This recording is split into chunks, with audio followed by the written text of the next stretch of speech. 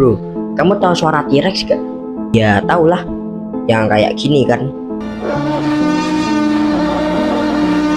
Tahu gak bro, ternyata suara T-Rex di film-film itu dibuat dengan mencampur suara seekor bayi gajah, seekor harimau, dan seekor buaya bro.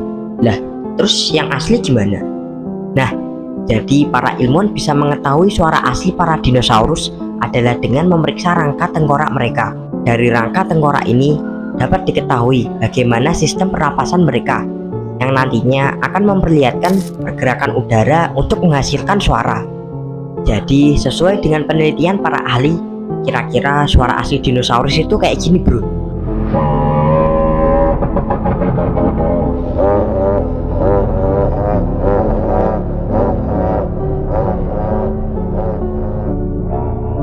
Wah gila, ternyata yang asli malah lebih serem.